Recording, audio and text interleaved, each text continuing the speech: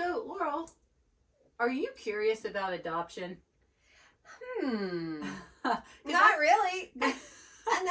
But some people out there might be, and that's why we're going to talk about it today. We're going to talk about adoption. Okay. We want to discuss this, and lucky for us, you were actually bona fide adopted. Legally adopted. Don't tell And anybody. you can talk to no end about this thing, right? I'm sure I could talk quite a bit. This is pretty personal, though. Are you sure you want to go here? Absolutely. But I also want to say, hey guys, y'all are listening to Post Session Podcast. Yeah. Okay. So, since we're already off to a rocky start, how about we ease up a little bit and just go with some post-session notes? This is what everybody wants to hear anyhow. Yeah, I'm sure they're waiting with bated breath to hear about our latest ocean escapades. Yeah, which are none. Anyway, what do you got? Well, I've got a couple. Last Friday, I got to go out and catch some really fun waves. Like the kind that don't often happen here, which I think happen a lot on the West Coast, which is paddle out and catch like a dozen waves, like one after another, and have time on the face to turn and cut back. Are you wearing a wetsuit yet? Okay. You had to bring up a sore subject. Yeah, I did, because I'm thinking I'm not going out there without a wetsuit right now. Well, the water temp, we don't know what it'll be by the time this releases, but currently it is 64 degrees. And I wore a spring suit on Friday. Oh, no, 64 for me, that's straight up full-on wetsuit. I have a thing, I don't like to wear the full wetsuit till after Thanksgiving. Well, It's a push myself, be uncomfortable until after Thanksgiving. and then just let it all hang out. Well, Put on your sweatpants and rock and roll. My holy wetsuit, that's the problem. The wetsuit's thick, it's low tech, it's 10 years old. Yeah, it's time for a Get a new one because they're really nice these days. Ashley, I don't have a job right now, by the way. But you are going to Puerto Rico, so there's money somewhere. Well, Christmas is coming up too. It'll be Dawn's bonus from work that will be. I sure hope that comes through. I do too. Somebody's listening that can make that happen. All right, so you caught some fun waves. What else? We caught some fun waves, and obviously this past weekend we got to mention Ashley. If y'all don't know, Ashley and Laurel, me, wrote a screenplay, our first ever, with the help of Peyton. What's Peyton's last name? Oh my gosh. That's a great question. Anyway, he is a student at UNCW in the writing course and helped us take our Google slide document and turn it into a full-fledged screenplay. And then we've taken that, written a teaser from it, and shot said teaser over the course of a couple of weekends. And this weekend we shot the last bit. We were out on the south end of Wrightsville Beach shooting some paddling shots and a near miss with a boat for some of the girls. It went awesome. Nicest guy, Joe Oates, let us borrow his boat. I tried to give him gas money and he refused. Wow. Yeah, super kind. He's like, oh, he enjoyed it. And he let Grom I was like, well, I know Grom's got like a captain's license or something, and maybe we can duck you down in the back with a tarp over, because we were going to do a drone shot and I didn't want him to be seen. And he's like, oh, well, I'll just get out. If she's got a captain's license, she's probably got more experience than me. Does she have a captain's license? We got to check on that, but she said something like that. I would think no, she doesn't. That doesn't, but maybe. Maybe. I'll double check on those details. But anyway, she is very cautious driver and boat driver. So she did a great job, and Joe was nice enough to stand on the beach while Grom took over his boat. So. All right, cool. Well, let's see. What did I do? I didn't help film. I wasn't there. What did I do this weekend? What did I do? You went to the mountains. Oh, yeah, I did the opposite of a water adventure. Yeah. Yeah, but we did have a little trickling brook, a babbling brook next to the place that we were staying, and Cape did manage to fall in. Ooh, I bet that was chilly. It's like the only water within a 100-mile radius, and he definitely fell straight in with his clothes on, so that was something. The mountains were great, though. They're beautiful. I like making a trek there. Yeah, were the leaves still changing? Leaves are still changing. I mean, obviously, we missed the peak because there were definitely some... Brown. Yeah, naked trees in the higher altitudes, but it was still... The leaves were still pumping at the lower altitudes. And Ani got the cutest little hairpin thingy with feathers and I don't know, Indian. Yeah, exactly. Some kind of native inspired thing, and it was super cute. Did y'all VRBO? VRBO'd, yeah. My sister-in-law took care of all that. The house was banging. There was a pool table in there. What? Yeah, that was cool. Nice. Anyway, just good old-fashioned family trip with everybody. 9 people. Wow. Mm-hmm. Very cool. 9 people. How many bedrooms? 4? Okay. Yeah. Oh, that's everybody had a room. Yeah, pretty much. No, they didn't. Pretty much. We had to double up a little bit. Triple up for one at least. Yeah. All right. Well, let's dive into the injustice of the week. Yeah. Week. All right. Well, you may be looking at the script, Ashley, and see that I put in some statistics. And then the injustice of the week, this episode, is the amount of children per amount of actual foster parents. So when we talk about children in need of foster care, we're talking about children that have been abused, neglected, and or without appropriate care from an adult to care for them. So nationwide, there are 400,000 children in foster care. In foster care? In foster care. That's a lot of kids. 400,000. That's almost 500,000 children without parents or that are in the foster care system. So nationwide, over half the children are over the age of 10 years old. So, that is the greatest need is... The older kids. The older kids. Absolutely. That nobody wants to foster because they're afraid of behavioral issues. Yeah, that's hard. So in New Hanover County alone, our neck of the woods, there's 351 children and only 108 licensed foster parents or foster homes. So many kids that come in, obviously, if there's 351 kids and only 108 homes, they have to be farmed out to outer lying counties, which is, problematic because these children are, to get visits, to be in their school districts, all those things have to change for those kids. And talk about being in already an unfamiliar place and then top that off with a longer trek to see any family that may or may not be close. Well, you have experience fostering also. So what would you say to encourage people to foster? Because that doesn't sound like an easy road. I can see, even though these numbers, evoke compassion. I want to be compassionate, and I'm thinking, oh my gosh, they could all live with me. But really, what about my 2 kids? And what about any kind of negative influences? Because I'm assuming not all foster children have emotional issues, but a lot of them probably do. I mean, if their home life is such that they have to be taken away from their parents, thinking it comes with a little bit of baggage. So what would you say about that? Can you speak on that? Well, yes. So obviously the longer that they have been in situations that would give them emotional scars, trauma, that's going to make it harder. I would encourage any family, I would look at the age of your children. Like if you're talking about having kids come in with your children, I would be looking at children the same or similar ages as your kids.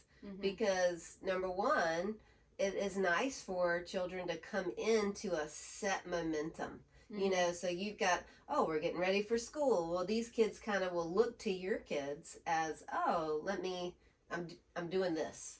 And so even people who have multiple foster kids, maybe they've taken on one or a sibling group of 2 or 3, and their home is licensed for 5. Like they, so then they're bringing 2 more in, and you've already got these 3 kids moving in a routine. And so it's easier to bring them in. I will say for myself, for Dawn and I, we don't have our own children, so we've had 1, and then we ended up taking some twins, sibling group, and man, that was easier. And maybe all the other parents already know that. Like, it's easier when there's more than 1. You don't have to be the prime source of entertainment all the time. They have their own pack already. And especially if they come from a situation, they already are leaning on each other and things like that. They probably support each other emotionally. So my number 1 advice would be, look at the situation, the need, but then you don't have to say yes to every call. So you need to kind of look at yourself and what your family has to offer, the strengths of your family. And then when you go through the fostering education program, which is like a 6-week, 1 night a week, maybe 8-week program where you learn about all the different things that those kids may come with or what their needs are going to be, be able to, when that call comes, to be able to say no. It's okay to say, no, that's not going to be a good fit for our family. That's going to be hard, though, because you feel like you're saying no to a child that needs you. Yeah, but you're already saying no. Not doing it. By not doing it, you're already saying no. And the second thing that I would say, the number 2, is you also could say, we just want to be respite foster parents. So here are these parents who are providing foster care for kids. There is a place where that family may need a break, or that those people may need to, they already have this planned, like for us, it was nice. We had a couple who, we had the twins. This couple lived not that far from us. They had grandkids the same age as the girls. They wanted to have them. Like, they were so excited to have the twins come stay the weekend. And that gave Dawn and I just a little date time.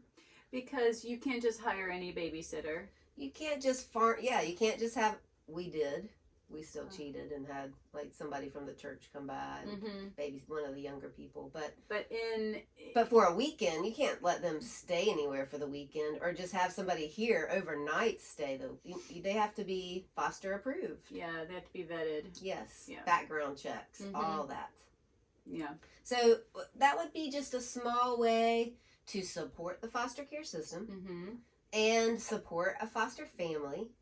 And build relationships and see, is this something that we could do full time? Maybe it's not. Maybe you go out of town a lot. So maybe you could do respite care. And even if it was once a quarter, you could pick how much time it is. And so that's one thing I would always say to everyone in ministry is, just because you say yes, it's not a 100% all the time yes. It's not a 24/7 yes. It's not like having another kid.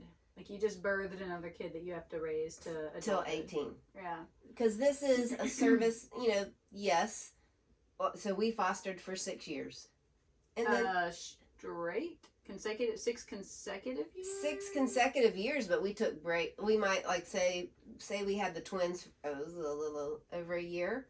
Then we took like a few months off before we would say yes again. To another child. Okay, so you fostered for 6 years, but it wasn't like you had the twins for 6 years. No. Right. And so it's okay to go, this is a season in our life that we can say yes. And then it's okay to say this is a season in our life that we're not doing it. Right. Because it's important to want to do it. Yeah. And not feel like it's something you have to do. Right. Raising your own kids is important also, if you have them.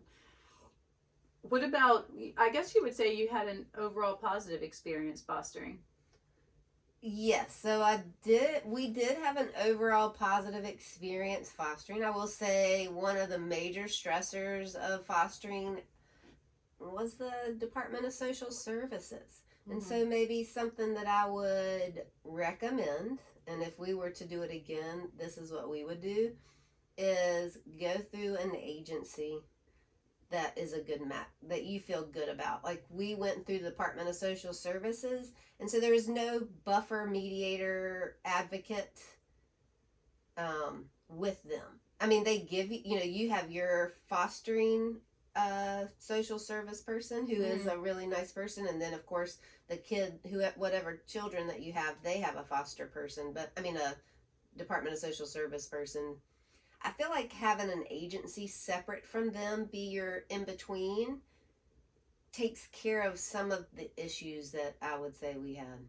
Okay, so you had some bureaucratic issues or Yeah, whatever, yeah. and an agency could help. An Yeah. agency can help with that. Well, those are small issues. I mean, maybe they weren't small issues, but Yeah. that's kind of nice that that's resolvable. Yeah.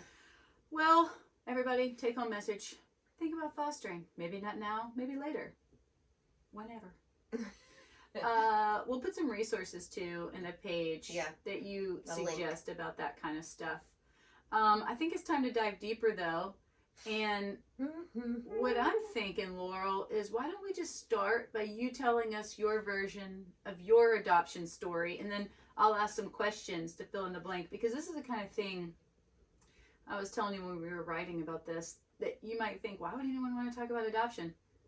But I think it's fascinating in the same way that when you see a set of twins, you just want to stare at them a little bit and then ask them lots of questions like, do you like the same candy? Or what, you know, all these things.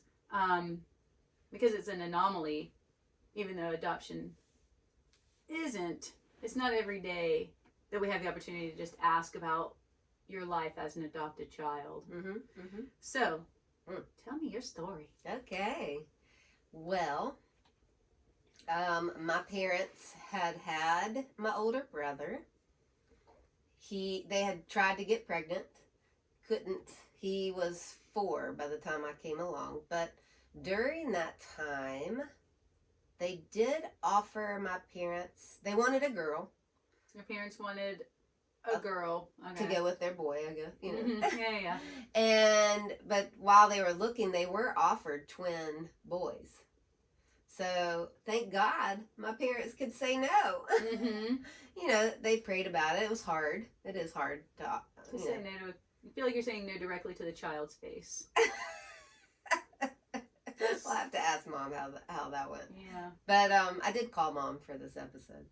So, but it took about 9 months for the Department of Social Services in Wilmington to find me, basically. So Department of Social Services in Wilmington, my parents were in Elizabeth City, North Carolina, and were looking, and so they put out a notice to other departments of social services. Right. So they got the call for me. So the story that I've always been told is that, you know, she didn't carry me in her belly, but she carried me in her heart. And so it took about 9 months to get me, and just like a maternal, that's just right, like a natural biological birth.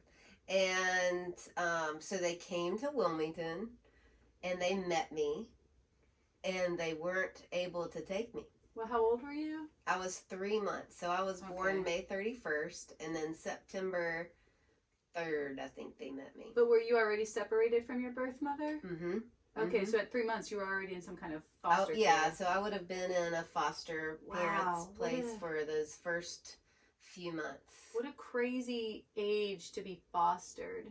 Yeah, because it's all about the connection with the mother, and you need so much care. Yeah, so that's a big undertaking, people that take newborns. Yes, you should send them flowers, whoever did that. Whoever it was. I don't know. No. And so my parents came up to meet me with my brother. And actually, we'll post a picture of, I've got the day that they got me. Yeah, awesome. Yeah, so that would be great. When they met me, the social services were like, well, you can't take her today. You have to sleep on it. And they're like, what? You know, right. We want her now. Sleeping on it. And they said that I had like red fuzz on my head, and I was rolls on top of rolls. So they were like, sleep on it. Make sure you want to sign up for that. Yeah. She's chubby. She's chubby. And then of course the next day they could take me home. So, and there is, I mean, so the story, I don't remember not knowing. I asked Mom about that because I know you were going to ask about when to tell. Should we go into that? Well, sure, yeah, because you told us about how you came to be with your parents, but, you know, on my birthday every year, my mom tells me my birth story, except this year. Hello? She's slack. Mom, you didn't tell me the story. I thought you were going to tell me when you were leaving the other day out of your car window, but you still didn't. But anyway, yeah, so did you grow up hearing about your adoption on your birthday, or what happened? Yeah, so I was always told that I was special, that they wanted a little girl and they had to search long and hard to find me, and that I was desperately wanted, and that even though I wasn't carried in Mom's belly, I was carried in her heart. And then the day that they got me was, you know, the most wonderful day in the world. And I'm sure my older brother was just a bit jealous. Well, I mean, he had his own story, though. Yeah. So, like I said, I don't remember a time not knowing that I was adopted. So they always told, like, from the youngest of ages, I just remember saying or being told that I was special. I was chosen. I was looked for. I was desperately wanted and desired, and I took that to heart. Like, I never had any there was no disconnect, you know. I just knew I was extra special. Well, it sounds like they just told you your version of your birth story the same way that a biological child grows up hearing the same thing. Yeah. You were their first child. It was so exciting. Let me tell you, you know, let me go through the whole thing. Yeah. Okay, so you grew up kind of not oblivious to the fact that you're adopted, because I think some parents don't tell their kids, and that could probably be pretty devastating, I would think. Yeah. To hear that midstream. Yeah, so I think Mom said, when I called her, she said, I said, well, how did you know to tell me early? You know, she said she had read something. And so I think that was good advice, because I can't imagine believing something that you were, you know, oh, these are my biological parents, and then finding out that they're not. Then it would make it feel like there was something wrong with me. Exactly. Or something bad happened. You know, that they couldn't tell me, because then you realize it's been a lie or it's not true. And it makes you question that intimate relationship you have with your parents, which you You don't shouldn't want be. to. No, because if they adopted you, they wanted you, so they should just say that. So before adoption, you were in Wilmington. You you didn't know your foster parent. Do you know your birth parents? You have no clue, anything? You never were curious? Well, of course I was curious. So, on my birth certificate, which I think is kind of interesting, it says Elizabeth City. Even though that's not true. Even though it's not true. What's up with that? I guess, I don't know. Well, so North Carolina has some of the most strict regulations about adoption. So the cases are permanently closed forever. You know, so which I believe is a really good thing. You know, like all these shared stories and stuff. That could be a whole nother episode probably. Just from working with children for the past 11 years, I saw so many parents that come in at a later date or come in and out, and those children are left so broken from the disappointments. North Carolina makes it so that your parents made the decision, close it off. Now it's their choice how to handle it the whole rest of the way, which sounds fair.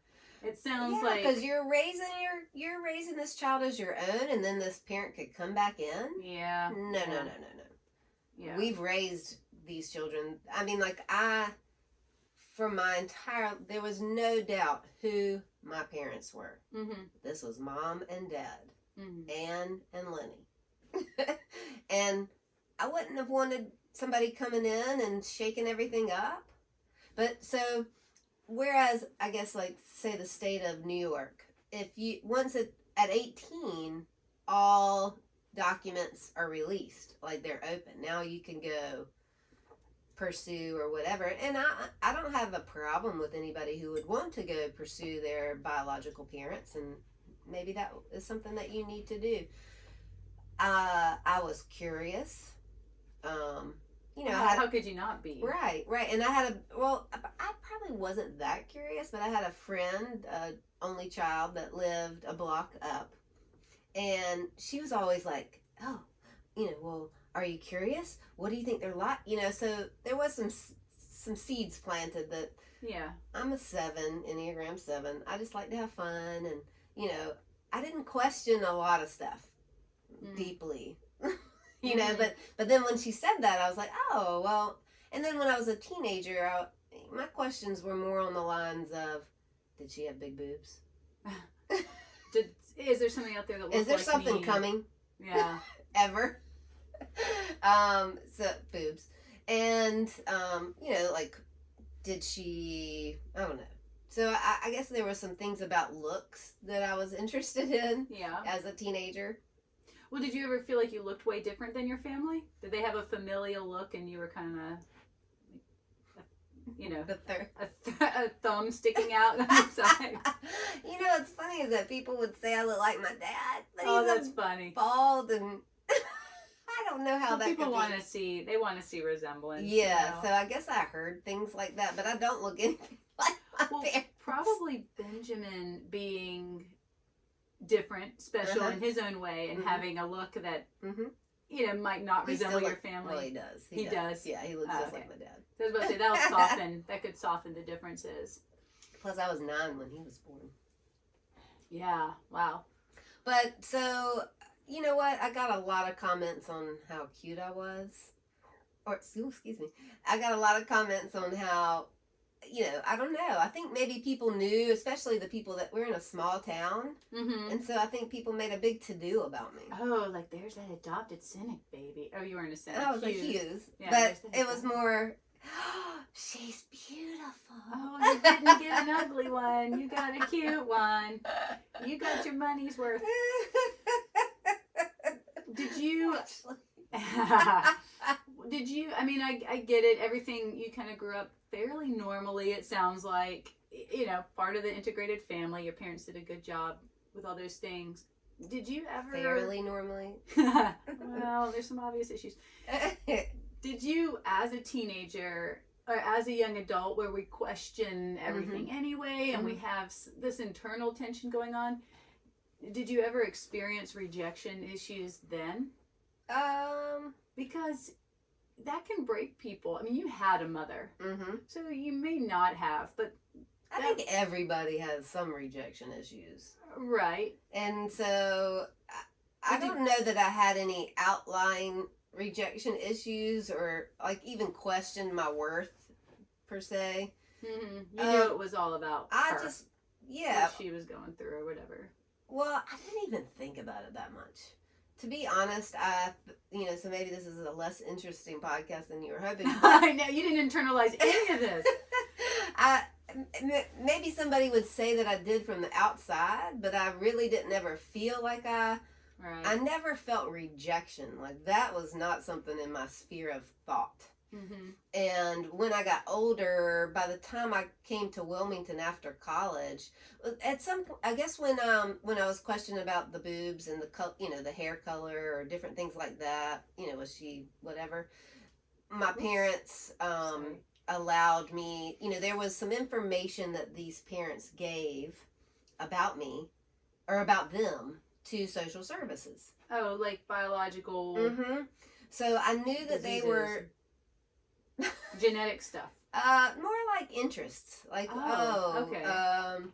She sewed, I think, or they were from some state, not our state or any state bordering our state. Were they young? They were young. She was Catholic and he was Protestant, which evidently was something back then. Did they cross state lines I think so. Yeah. Have you give you up for adoption so that their name wasn't soiled wherever they came from? Mm-hmm. Wow. Yeah. Okay. Well, you know what? That's That's actually really heartening because it means that they did the right thing. Mm-hmm. They Mm-hmm. decided to have you because Mm-hmm. they could have just not. But maybe that wasn't an option then. I don't know. So, no, it wasn't. That's right. Abortion was illegal then. Well, 69 was when, Imagine how hard that must have been for them. It was hard, and then I think there was also some Vietnam War, like, because that was going on, he was either going off or coming back, or there was a lot going on at that time. So there was a father in the picture, though. I mean, they were a couple. Boyfriend. Yeah. Boyfriend, yeah, obviously. That's interesting because I just assumed, right, wrong, or indifferent, that she was alone, troubled. On drugs or whatever it is that maybe she chose to have you and give you up. So, wow, that's interesting. Yeah. Now you have 2 biological siblings. Mm-hmm. And you're sandwiched in the middle. That's kind of weird. Yeah, that's crazy. But did you feel tension? Like, did your, especially when your brother was 12 or 13 and a total terror, because, kids are at that age. Mm-hmm. Did he use that against you, your adoption? Benjamin? And no, I'm thinking of your older brother, because Benjamin was so much younger. Yeah. So Lenny, no. I mean, he was never just like, so what, you were adopted, or... I don't remember him ever doing that. He never thought of it. I'm not saying that he didn't, but I never... Yeah, no, I don't remember him ever throwing that in my face. No, which is actually a good thing because, we had plenty of tension and plenty of fights and arguments. He was sweet to me when I was little, but by the time he was probably 12 and I was 8, there was, regular, normal sibling arguments and fights and whatever. But, I'm glad you brought that up because surely that crossed his mind to say. Well, you try to hurt. Yeah. Oh, yeah. I said mean things. Mm-hmm. And, of course he'd call me fat later. But yeah, I did that I remember doing that to my brother. Yeah. That was the only thing I could think of when he was about 12. He chunked out, before he just became this huge, towering dude. And that was my weapon. Yeah. Oh, yeah. Well, so I had, his hair was thinning in high school. So when I was younger. Yeah. So we had our things, But to his credit, and I'll have to thank him for this at some point, but I don't remember him ever saying that. Ever. And if he had said that a lot, I'm sure it would have been planted. It sounds like maybe your family just didn't ignore the fact that you were adopted, but because it was such an integrated story that it may not have ever been, it may not have ever crossed his mind. Maybe once or twice. Sure. And maybe my parents squelched it. Maybe I don't know. I'm sure they would have put the fear of God in. Yeah, that could have been one of those things that he knew, I should just never go there. Yeah, or I'm going to get a spanking. But what about grandparents and things? Because especially old school people, sometimes I've noticed anyway in blended families and stuff that there's a big emphasis on blood. And I'm wondering if yours ever treated you differently. Because I remember, like Ren's grandmother, who was a wonderful woman. I loved her. She loved us, all that kind of stuff. But there was one cousin who was not adopted. It was a step grandchild, but he had been in the family since he was, 3 or something crazy. But still, she would say, well, it was made known that he wasn't the blood and all this. Wow. And I'm wondering, did you ever have those issues, or was everybody just 100% inclusive all the time? As far as I know, they were 100% inclusive all the time. Well, this is an easy story. Well, I think when you do bring the story in the beginning, there is no shush, this is this, or let's talk about this behind their back. I mean, so but still maybe there could be that, but that was never, maybe that would be a question I'd ask Mom, but I never heard anything like that. Or I never, if anything, I felt like that I was top. Like I had been sought out, I was special, extra special, Right. extraordinary, Oh, extraordinary, whatever. They went over the top. Well, I think they were super excited, you know, and, you know, there was, I don't know. I wonder, I You know. would have felt it. You would have felt it if there was a difference. Yeah, I never felt it. Yeah. And your mom might speak to it more because parents are very keenly aware of favoritism amongst their children. If they're parents that do not condone favoritism, they don't show it themselves, they love everybody the same, they're very keen on picking up those signals from other people. Yeah, I remember Mom, when I did talk to her before this episode, I said, well, you know, it seems like Lenny would have been really jealous because I was getting a lot of attention and I was so cute. And she said, well, you know, when we were out and about and I had you in the stroller and him walking beside, you know, like, they made a big deal out of him too because he was like white haired and blue eyed and yeah. So well, I think about my own children, you know, they're both gorgeous. They're both wow. But Ani's super special because she's the first, she's the original. We're the OG 3. But then KP's the baby, so he always gets that attention. Oh, he's so cute, he's so cute, he's so cute. So they both have their thing. I'm sure it was the same dynamic in your family. Sure. Yeah. Yeah, don't worry. They were telling Lenny he was special too. He was the first. Do you think, this is probably the last question. Okay. Do you think your experience as an adopted child paved your career path? Because you worked with troubled children or, you know, children in need of additional care. Supports. You think it happened because of your adoption, or is that completely coincidental? I would say I actually got into the field that I stayed in for 11 years. My first entry into that career was working with kids with special needs. So if anyone influenced that particular path, Benjamin. It was Benjamin. Oh, okay. So less about adoption, more about your experiences growing up with a special needs brother, which we probably need to talk about that in another episode. Well, that one we'll have to have Mom on. Yeah, that would be awesome because that's an interesting story too. Yeah. I need to do this for your mother. Listen, go home, see your mom. It's been a while. Going this weekend. You going this weekend? Yeah. Good. You need to go home. Okay. Do you want to do the Devo now? Well, yeah, I think so. Tread on into some God waters. Okay, this is an easy one. Yeah. I mean, it's all over the place, right? It is. I picked Romans 8. Oh, I thought you would do Ephesians. Well, I was thinking about that too. I actually marked both. Well, do Romans. I want to see. Okay, so they're similar. But the bottom line is we get adopted into God's family. So, and, you know, I actually had a friend tell me that their husband, when we talked about them possibly fostering or adopting, she said, I don't think he could get over it not being the blood. You don't know, though. And I thought, guess what? Or, no, I didn't think guess what. I thought, it's a good thing God doesn't feel that way. You know, like, oh, if we had to be a certain thing, or if we had to be Jewish, that's what the Jews thought, and was the case for all the Old Testament, all the thousands of years before Jesus.